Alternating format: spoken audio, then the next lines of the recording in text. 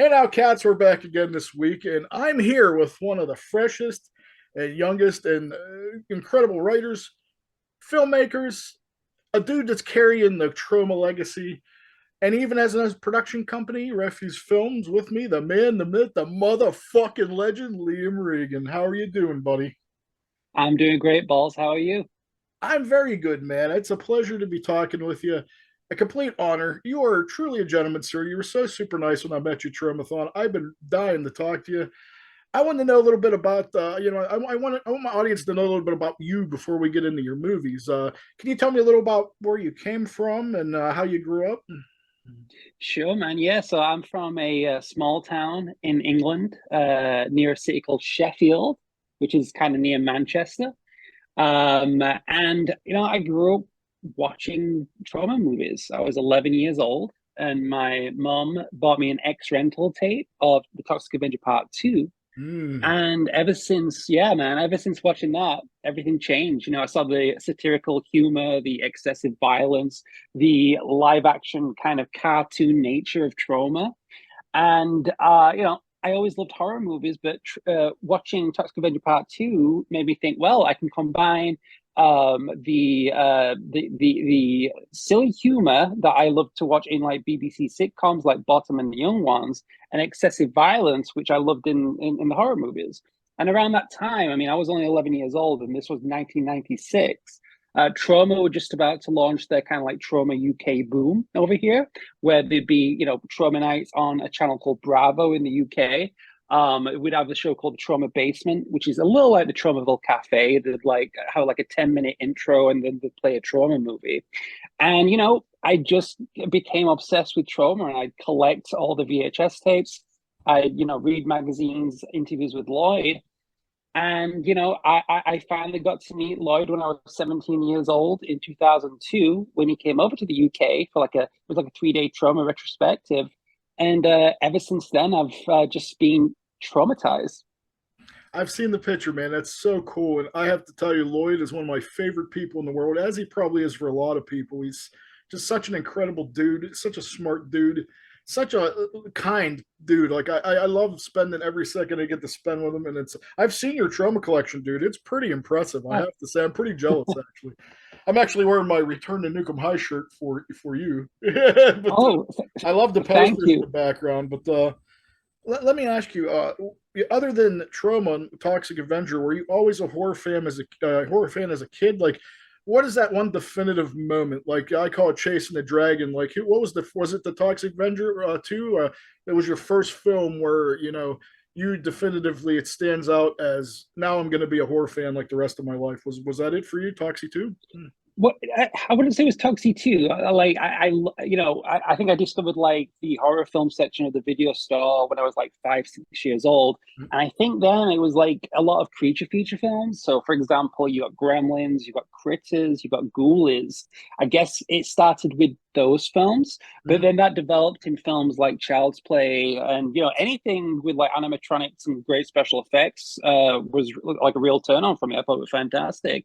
But I think one film I remember I was really young and my mom was watching Whatever Happened to Baby Jane. Ooh, that's a good one. Um, yeah, dude, yeah, and it completely like I was peering down from the landing. I like she knew I was there, but she didn't like tell me to go to bed or anything. But I was watching it and it just evoked a lot of like it's such a morbid movie, and to watch that as a young kid, it I think it kind of puts that idea in your head of like when when you're driving and there's a car crash, it's that morbid curiosity that you can't look away. I Yeah. think that's what, yeah, I think that's what kind of developed. And also, walking into the video store as a kid, you go to the horror section, I get goosebumps because of the artwork, Oh yeah, the beautiful nothing artwork, beats the box covers back then, man. And they had some of right? like the best gimmicks. Like, I mean, you remember the Dead Pit box with the zombies' eyes that would flash, or the microwave massacre where you press it, and that they don't do cool shit like that anymore. It's kind of a shame. I almost feel bad like for the younger audience now because you don't have like that searching out that diamond in the rough and like going through all that stuff. And now everything's kind of so there. Like, I mean, part of the fascination when I was a kid, because I'm dating myself now, was going and like seeking out things like you did and like finding things and going through things and sometimes shit's not very good and then you find that really fucking cool thing and it it means so much to you, and it just kind of like changes your life. And I mean, you're a very prime example of that. So Oh no, totally, man. I mean, you know, being in the UK, we a lot of movies were either censored or they were unavailable. So, you know, I had to import, or my mum had to import NTSC videotapes. So, for example, you know, one Christmas I got Texas Chainsaw Massacre, even though it was banned over in the UK, and that was like so amazing to watch on Christmas Day because it had so much kind of build up and mystique, and it's such a masterpiece of a movie. But now everything seems to be available at your fingertips, and I miss that. Oh, I need to order this laser disc, or I need to order, you know, whatever. Like, you know, I mean, I love the movies, but there was something fun about trying to find these golden nuggets, you know? it really was, man. That's if I could say that's the only thing I don't like about the genre now is you don't have that, the seeking things out and the discovery. Like that was part of the thrill. But I mean, it is cool though. Like I mean, it's good and bad in both because it's great. It is great to have like everything right there, But I mean, sometimes it can be sensory overload too. So I mean, I don't know how many times I'm sitting there and It takes. I want to watch something, and then I spend 3 hours looking for what I want to watch, and by the time I'm fuck, I got to go to bed. I got to work in the morning. So it's like, yeah, sometimes it's good, but I mean, nothing will beat seeking things out. But let me ask you a few questions. I got some horror related questions for you since we're on the topic. What do you find is the most ridiculous trope in horror?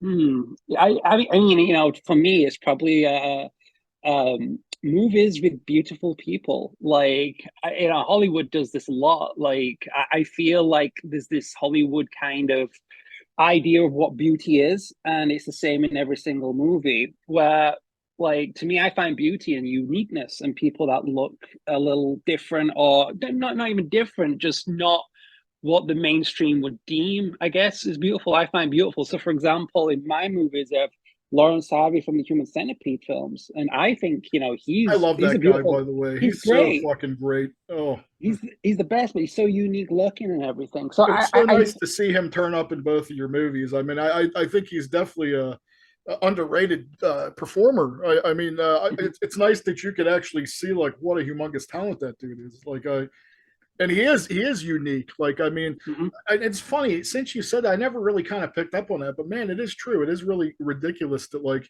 horror does cast like all good looking people because that's not even really realistic. I mean, they look Oh. more like me.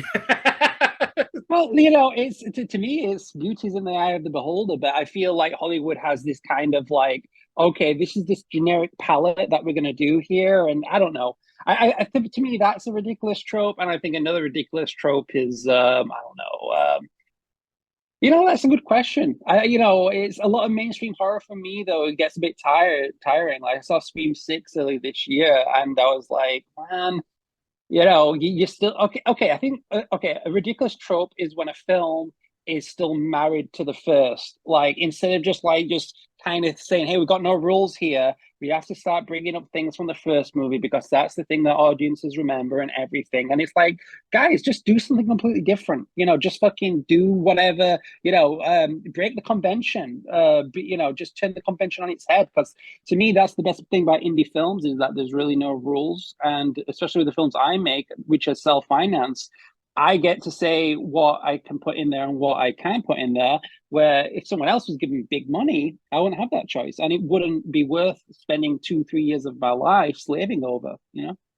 Well, I think the beauty of that is like you're your own person. I think when you have these big studio films, they're like you need a certain amount of fan service, like from the studio, or else they're not going to come see it. Blah blah blah. And surely they don't know the horror audience anyway, because like we surely would anyway. But I mean, Mhm. yeah, there's so much studio interference. I mean, that's the beauty of your films because like you are truly 100%, you know, you're in person, and you don't have to answer to all these other people, and what you see is actually your vision 100%. So that's what I think is so amazing about your films, and that's why I'm so much a fan of yours already, dude. So Oh, thanks, man. I, That I means a lot. well, let's get into your films now. I think this would be a good time. I love My Bloody Banjo. It's the first thing I seen. I seen it on what do you call it? It's now on Troma now, I believe, the uncensored Yeah, version. And yeah, exactly. Yeah. So like there is a there is a heavily censored festival cut that is on Roku and Screenbox and all Yeah, these that's what I other. initially seen, but then I actually went back Yeah, to watch the Trauma Now version, and that's just even way better. So I mean, I thanks, love man. it, man. But where did the idea? I mean, it's such an original concept. Like, where did you get the idea for this My Bloody Banjo? Sure, man. So like 2011, I was dating this girl, and we were kind of like on the outs. And we went to London, went to see this gig, and we had unprotected sex that night. And I snapped the frenulum on my penis, which is known as the banjo string. And So that's I that's didn't. a true story. Yeah, no, that bit is true, and I didn't know what a banjo string was at the time. She told me what it was because I went to the bathroom and to clean myself up, and she thought she was on a period, and it turned out that the blood was coming from me because I ripped it. Because Oh, it was like that kind of like passionate kind of makeup kind of sex. And the next day, because this was 2011, we're walking around London, and we went to see the Mother's Day remake by Darren Lynn Bousman. It was wow, playing that's a the good one. cinema. I love that. I'm Yeah, a fan of that, I, man. I I think it's a great I home don't think I invasion don't think movie. that movie gets enough credit. That's a really good remake, and It most of is. the time they aren't. So like I think that Ex- was great. I mean, I think so, and it's completely different from the original. But after we saw the movie, I said to my girlfriend at the time, "Hey, what happened last night might make for a good idea for a horror film." And then that turned into a short film. And I thought, well, this is such a ridiculous concept. What if there was ever a movie about the time I snapped the banjo string on my dick? And I just thought, I used to read a lot of screenwriting books because I always wanted to get into filmmaking, and I studied filmmaking at college. But that kind of derailed because in England we have binge drinking culture. So I used to drink a lot, and I used to go to nightclubs. And now I've been 13 years sober because I wanted to kind of concentrate on the filmmaking thing. And I read books how to write scripts and everything, and I wrote my banjo at the time. It was called, turned into My Bloody Banjo. And I used up all my savings, and I took out credit cards, and I paid. It was like after the banjo short film, the next thing I made was the movie because I didn't grow up watching short films. I grew up watching feature length horror movies, and it cost me real cheap. Now looking back, I mean, it's still a lot of money, but it cost me about 15 grand, 15,000, which is like $20,000 to make. And it played worldwide. It opened at Fright Fest in London, Leicester Square, and it played all over the world. And then I signed to a shitty distributor, and this is why it took a long time to bring the movie to Blu-ray. what was the best and worst thing about making your first film? Okay, the worst thing, my God. So on the making of documentary on the Blu-ray, it's very much like a trauma documentary where you can see I just want to blow my fucking brains out because, you work with a lot of people that have made films before, and they see that you're there and you've never, you're just starting out, and I feel people take advantage of that. So there's lots of narcissism and egos involved. So that was hard. It was also hard to be responsible of 100 people, cast and crew. When you're the director, it all falls on your shoulders. If the film's a success, it's on your shoulders. If the film's a failure, it's on your shoulders. Keeping everyone happy as well. When you make your first movie, you're probably not going to be able to get producers and other people that have been in those roles before, so you've got to kind of learn. So that was also the worst and the best thing because also I started working before Banjo. I flew myself out to Buffalo, Niagara to work on Return to Nukem High, and I stayed in a funeral home, slept in a funeral home, sorry, with like 60 other people in one shower, and there I met Justin Martell, who now produces the Last Drive-In Joe Bob Briggs show. Oh, I I love met Joe. Vito. Oh, he's great, man. Vito Trigo, who's in Return to Nukem I High. was getting to that, man. I've noticed you had other people and eating Miss Campbell. Those from that. I'm glad they carried In fact, he's the same character, isn't he? That's right, exactly. So, even though he dies in Banjo, in my movies, it's kind of like South Park. Kenny can die every week, Is but he Mr. hey, we'll Sawyer? just I think is that right? Mr. Sawyer, yeah, dude, yeah. So, and I hope to make one more Banjo trilogy film with him. We I was kind going of, to ask you that. I was going to because I mean it sort of yeah. feels like it could be a trilogy. So I mean that would be great. I think so. I mean, Banjo and Campbell are very loosely connected, but if you've seen both movies, then there's Easter. It's kind of like what Kevin Smith does, I guess, with Clerks and Yeah, the Mallrats and all these Jersey films. trilogy. Yeah, Yeah. I had the pleasure of seeing that at Tromathon, and I got to say, I can't wait till it comes out. I'm dying to show my wife because she wasn't able to come. Where I'm late. I love both, man. I love the Eating Mix Oh, Candles. thanks, man. I'm super excited for that Blu-ray to come out. You have to keep us posted. Oh, of course. Yeah. I mean, I think maybe November, December. We're just working on it right now. In fact, I've got some like deleted scenes and outtakes to sign Oh, off, and nice. we've got another cut of the documentary. The documentary is not right there yet, but it's almost. But it's going to be a big release, and we also have. Coming out of trauma poster retirement to do the slipcover, we have Trisha Zimick, who is famous for doing artwork like Surf Nazis Must Die, Oh, I know who Blood that Hook. is. Yeah, man. Yeah, she's That's pretty great, man. big, dude. That's awesome, man. Yeah, dude. So that's a pleasure. Oh man, that's an honor. Oh, that's amazing. Oh, Hmm. awesome. And let me ask you, sir, being a director, have you found that it's ever been detrimental to relationships like family, friends, significant others? And how do you find a healthy balance between, filmmaking and your regular life? Well, I've been single for 8 years now, so I think that Do explains you think it. filmmaking has a lot to do with that? Yeah, without a doubt. Like, I think filmmaking can. It depends how serious you take it. To me, it's a very selfish thing, and what I mean by selfish is you very much film's always been my first love, so it'll always come first. And I've had relationships in the past and everything, but I dedicate a lot of my time to writing and making films and just everything because there's always something to do, which also helps with your mental health because you're always busy. There's always something to do, like with Banjo or EMC or a new movie. You've always got something to look forward to. You've always got something to work on. And I think I've sacrificed the whole kind of like, having kids, getting married by just kind of putting everything into film because that ultimately is what kind of makes me happy. Now I do work a full-time job though. I work 12 hours, well, work like 40 hours a week, but 12-hour shifts. So to me, that's kind of a good balance because I feel like if I had all the time in the world, I wouldn't appreciate the time that I had to work on stuff. So it kind of like, so that's a good balance. And I get to self-finance and travel with the film too. But filmmaking can really play a lot on your mental health as well, especially me. I think you've got to be a very certain type of individual to be obsessed with what you do because no one else is going to care about the movies like you do because it's coming from within. And to me, you've got to give it your all. You've got to give it your all. Now, I'm sure there's people that can manage having a relationship, kids, and everything else, and the filmmaking thing. Something I've not been able to master, but it can be done. I've seen it successfully happen. So, but it is a toll. But also, I'm in this for the long run. I want to keep making movies. Maybe you'll meet somebody that can actually understand and appreciate you for who you are and be okay with that.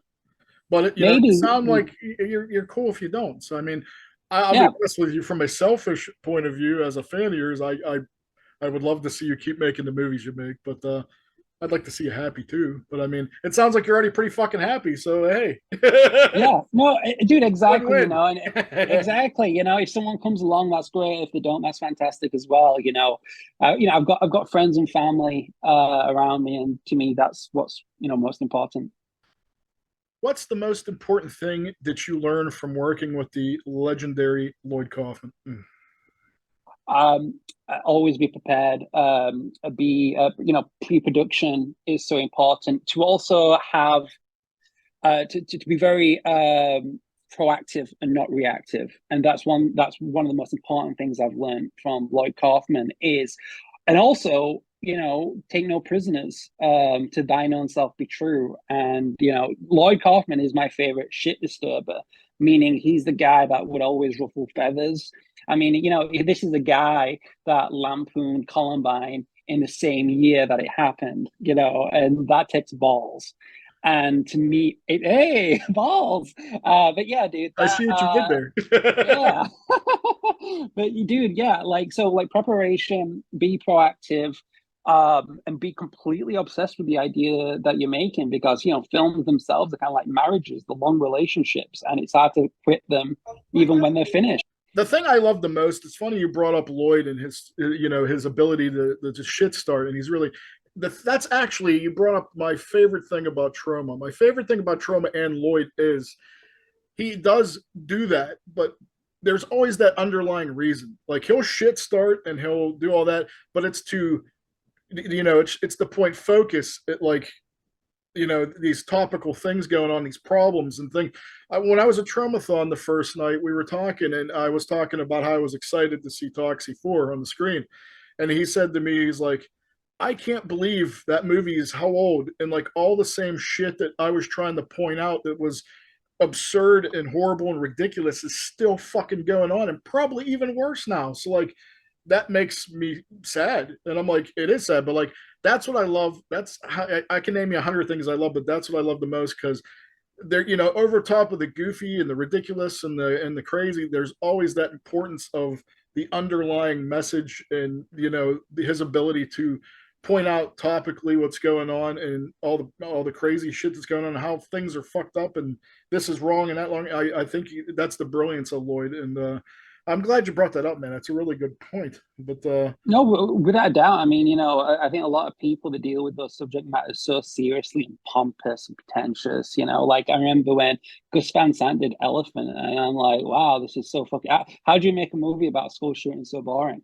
And you've got a good point there. Like Citizen Toxie was shot in 1999, came out in like the early 2000s or 2000. And I went to Colorado last year. I went to the South Park concert, 25th anniversary. oh, that was awesome. Oh, dude, great, man. I mean, I'm a huge fan of Primus, Ween, Trey, and Matt, so it was like the perfect thing. But whilst in Colorado, I visited Columbine, the actual memorial, and I got really choked up reading, all the plaques and everything, knowing about the students that passed away. But then the sober realization that this isn't a one-off event. This is something that keeps happening. And eating Miss Campbell, it deals with school massacres in a huge way, and it just I'm goes to actually going to show. bring that up, because like Yeah. that happened in Citizen Toxie, and then in Eating Miss Campbell, it's how many years later, and it's Mm-hmm. still a relevant topic, and that's just so fucking sad. I mean, It's sad that it's still fresh. I mean, it's funny because the British, in England, the film reviewers in England, the podcasters and the bloggers and the reviewers, they hate Miss Campbell because I feel like satire is a lost art form. I don't think people understand what satire is anymore, and I feel like I the totally social agree. yeah, social media is to blame because you can write something, but people don't know what the nuance is or what the actual what the actual layered kind of what you're trying to say. People just take it as a statement. They don't actually see what sarcasm is. They don't understand that to make fun of something, you're taking power away from things. I mean, Ian Miss Campbell has so many awful and bad taste jokes in it, but the idea is, well, this thing that happened is awful, and an awful person is saying it. But people, it's hard for people to understand that. And I don't know what it is because a lot of people that have reviewed the movie, I would class as intelligent people, but then again, probably not because they don't understand where I'm coming from. They just see me as a very kind of angry kid. I'm not even a kid. I'm almost 40 years old, but an angry guy that, that is trying to say all these nasty things, but I'm not. I'm saying how ridiculous it is that this shit is still happening.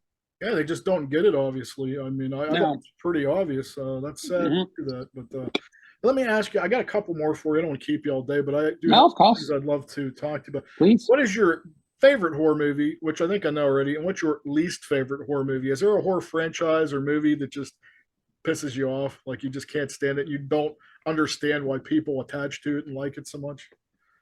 That is a really, really good question. And I'm sure that there's many titles that I think, why didn't I like that movie as much as other people? And there's so many like that.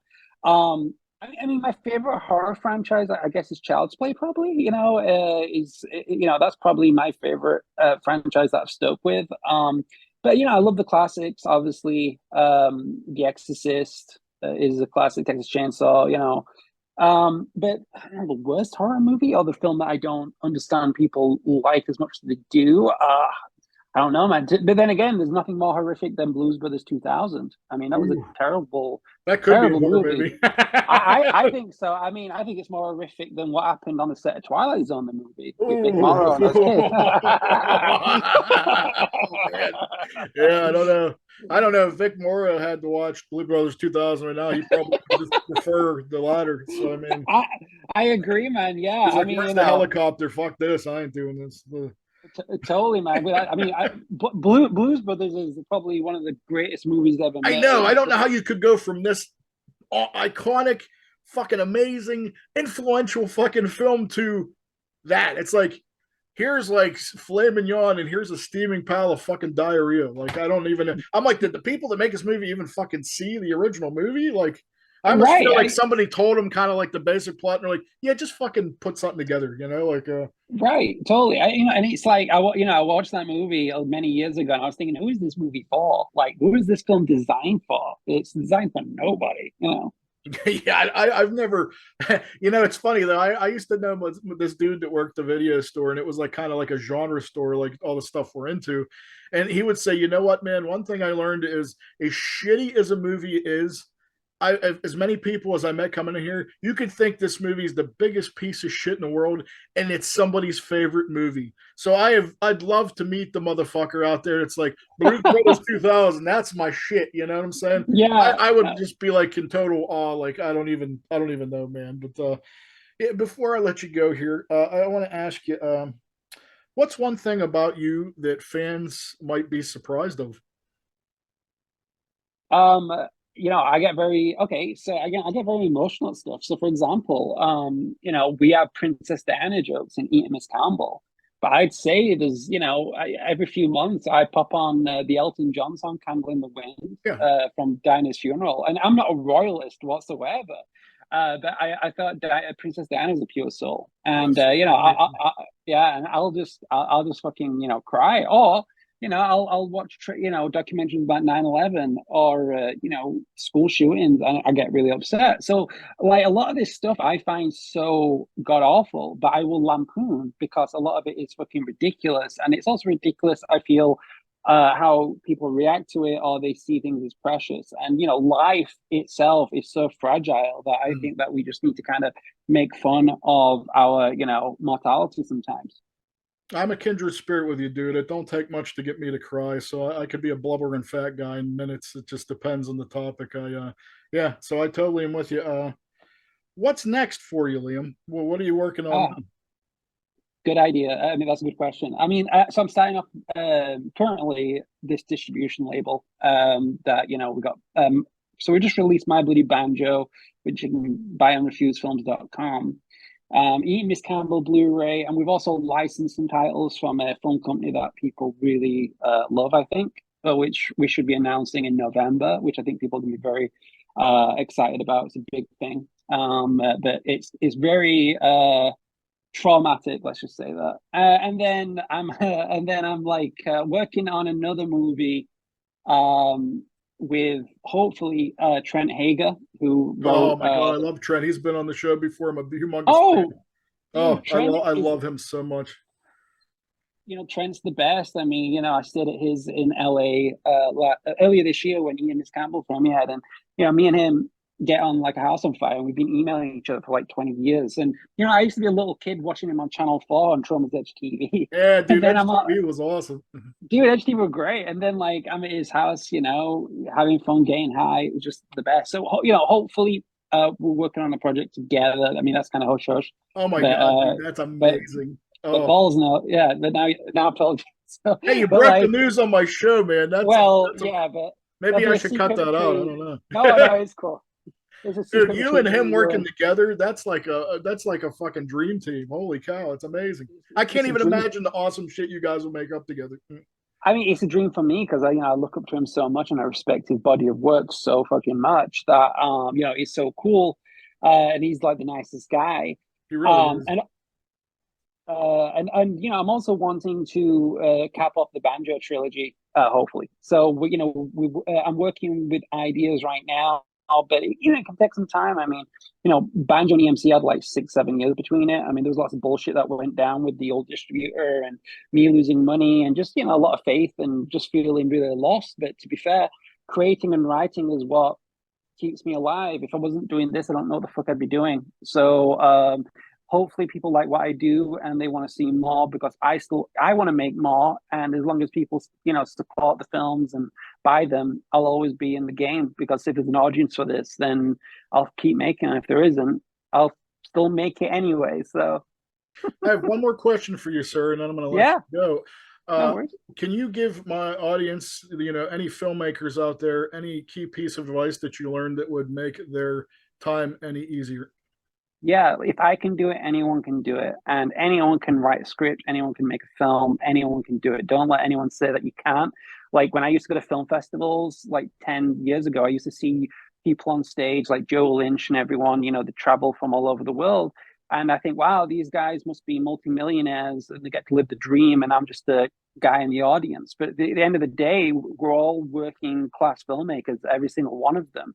So, break to me, it's like the illusion sometimes of people on stage, the people in the audience, like there's some kind of like class system, which I'm not saying that there isn't, but I think it's fucking bullshit and pretentious and arrogant, like red carpet and media walls. And sometimes when you're part of festivals, you get swift, you've got to do these things, but at the same time, everyone's on the same level. And if anyone ever needs advice or anything, just feel free to reach out to me. I mean, I'm on all the socials. It's not hard to find me. But again, if I can do it, anyone can do it. And it doesn't matter if you make a film for £250 or $250 or $250,000 or $2,000. You're not going to get better at what you do until you take that first step. So, for example, I made one short film, then I did a feature. Anyone else would say, oh no, you've got to do 30 short films and then you've got to at least get 1 million and whatever. No, I did it on $20,000. So if I can do that, anyone can. It's all about just kind of fucking listening to people, working on film sets for free. And when you work on a trauma set, for example, you see how every department works. I mean, the trauma film school to me is the greatest and the most important because it's such a run and gun environment where things are always happening, and you're learning about what things how things work, but you're also learning more when things don't work, and you take a lot from that. And I feel like 16-hour days is like just normal. And to me, it's all about just telling the story. And so to me, my advice is if you even have an inkling of creativity that you want to create, just do it. Just don't let anyone stop you. And if you feel like you want to make a movie, make a fucking movie. That's humble and incredible advice, sir. I thank you from the bottom of my heart, dude. Thank you for so much for your time. Thank you for being a guest. It is an honor, a privilege, and just thank you so much, Liam. Thank you, sir. I wish you the best. I'm looking forward to seeing what you do next, dude. I am a fan 100%. So love you, Cat. Peace and love. Peace and love. Love you too, balls. Pleasure's all mine.